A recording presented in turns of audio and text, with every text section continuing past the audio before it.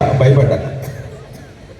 అలాంటిదేం లేకుండా చాలా అద్భుతమైనటువంటి వీరరసాన్ని ప్రదర్శించారు శ్రీ బోదాటి బాలశంకర్ అండ్ వాళ్ళ టీంకి. ముందుగా వాళ్ళకి అభినందనలు.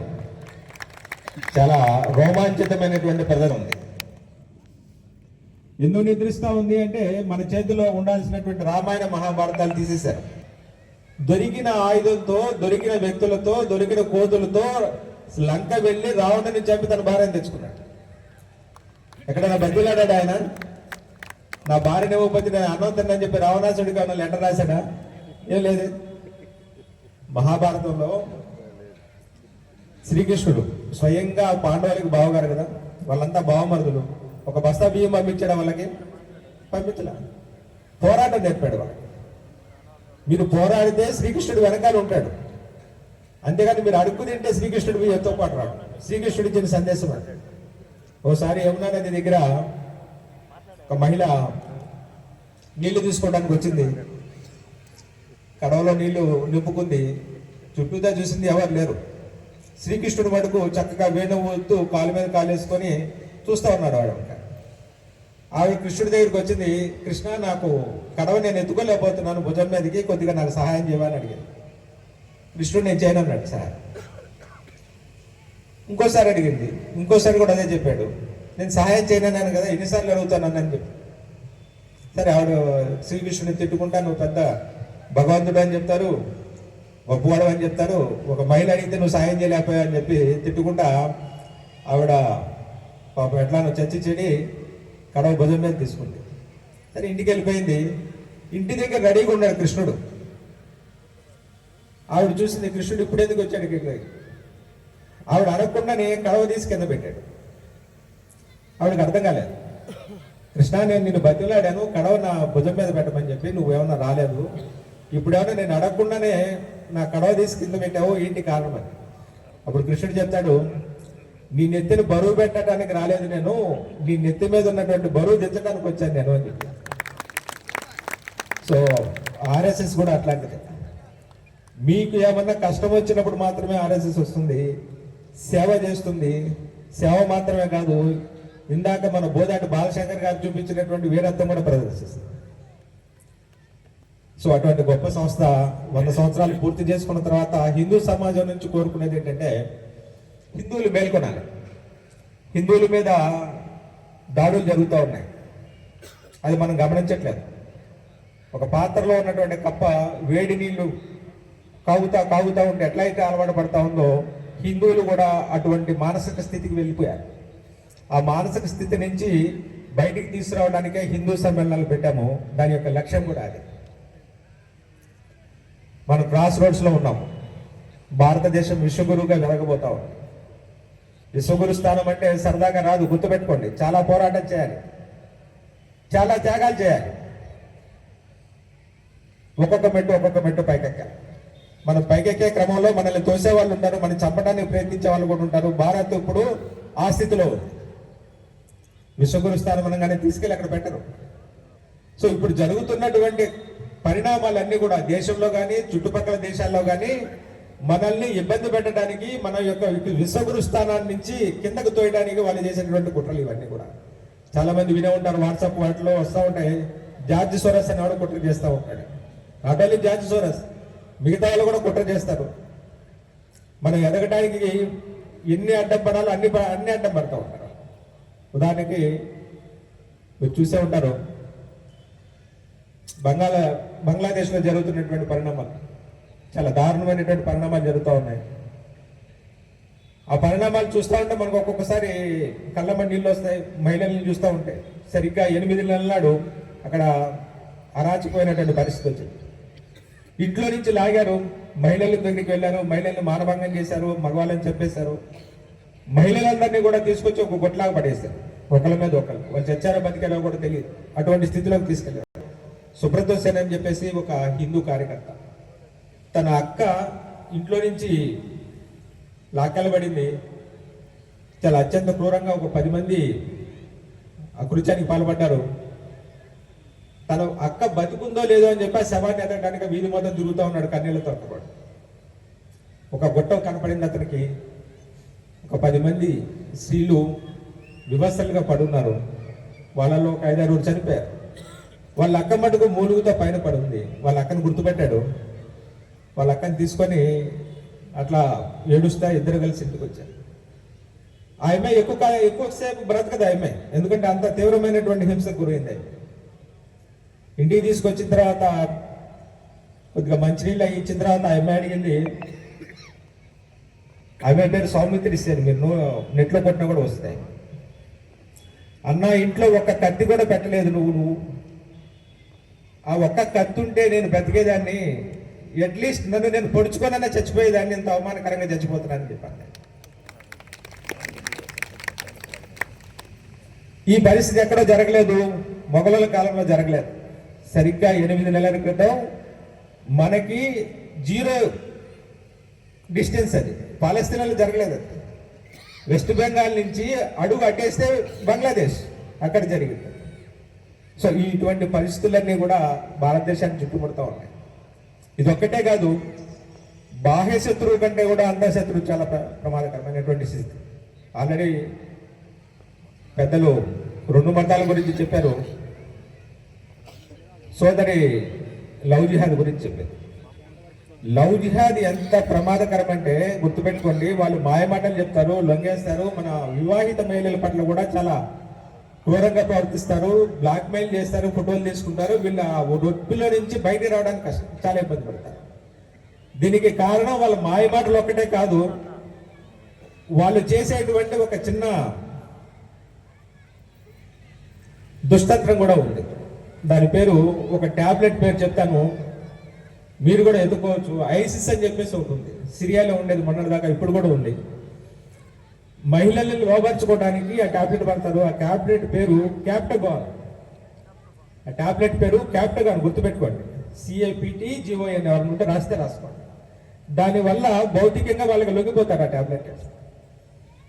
ఇక్కడ ప్రతి చోట గుప్పెడు దొరికితే మనకు దొరకవు. అది ఇండియాలో బ్యాన్, అది ఆ ట్యాబ్లెట్. లవ్ జిహాద్కి ముఖ్యమైనటువంటి కారణం మేము చాలా వెతికాం. మన ఇంట్లో ఇంత ప్రేమగా చూస్తాము, వాడు గట్టిగా ఒక నెల కూడా పరిచయం కాదు, వాడికి ఎట్లా లొంగిపోతున్నారు వీళ్ళు.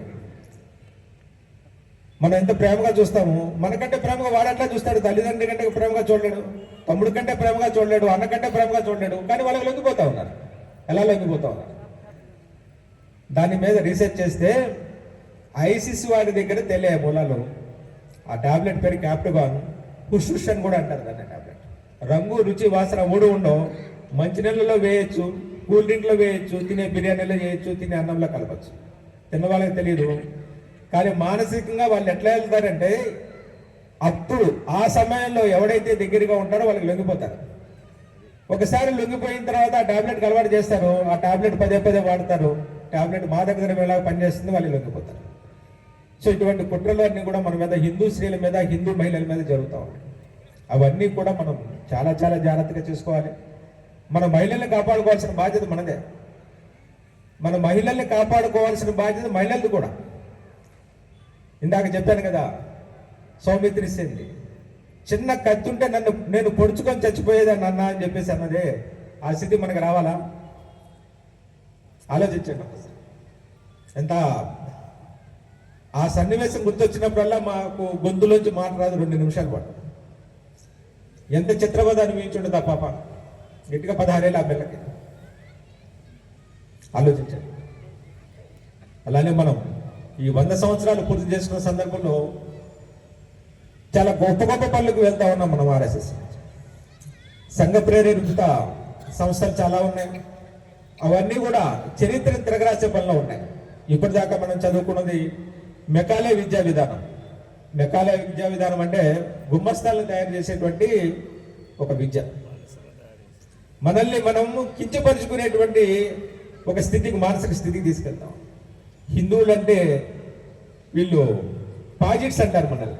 ఇంగ్లీష్లో వాళ్ళు మనల్ని పాజిట్స్ అంటారు. అంటే మురికి వెదవులు అని అర్థం. పాజిట్ అంటే మురికివాడు అని అర్థం.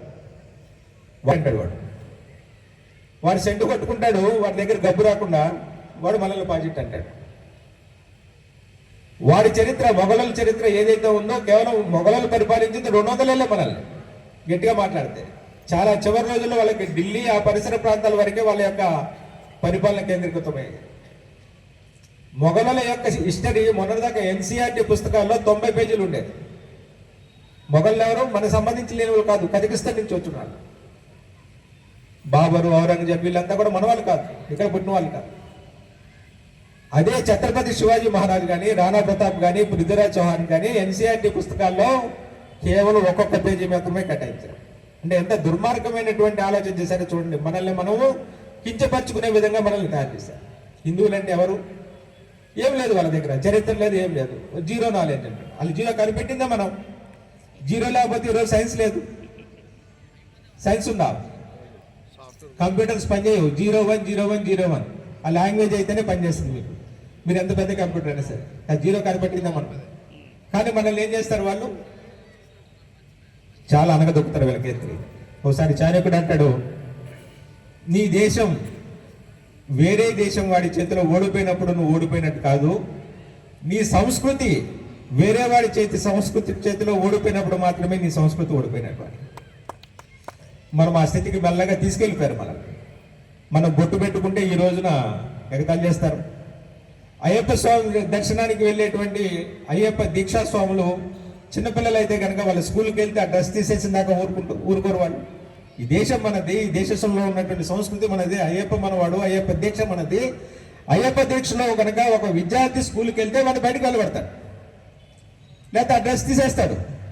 లేదా ఒక క్రిస్టియన్ స్కూల్ కనుక వెళ్తే ఆ అమ్మాయి బొట్టు పెట్టుకుంటే ఎంటర్ ఉండదు, నో ఎంట్రీ. తెలుగు మాట్లాడితే పాపం. తెలుగు మాట్లాడితే పాపం ఏంటండి? ఇంగ్లీష్ నేర్చుకోవచ్చు, తప్పులేదు. ఇంగ్లీషే కాదు, ప్రపంచంలో ఏ భాషైనా నేర్చుకోండి, తప్పులేదు. ఇది స్కిల్ బేస్ అంతే. అందరూ తెలుగు మీడియంలో చదువుకున్నాం. మాతృభాష మాట్లాడితే 5 రూపాయలు ఫైన్ ఈ రోజుకి కూడా. దాని అర్థం ఏంటి? మన సంస్కృతి మీద దాడి. మన సంస్కృతి మీద నేరుగా చేస్తున్నటువంటి దాడి.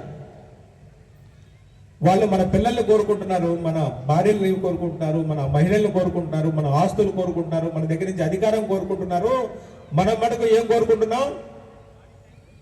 సుఖంగా జీవించడం కోరుకుంటున్నాము. స్కిల్ వర్కర్స్ లేరు మన దగ్గర ఈ రోజున. వాడు బీటెక్ చదువుతాడు, 15,000 రూపాయలకి హైదరాబాద్ వెళ్ళి ఉద్యోగం చేస్తాడు.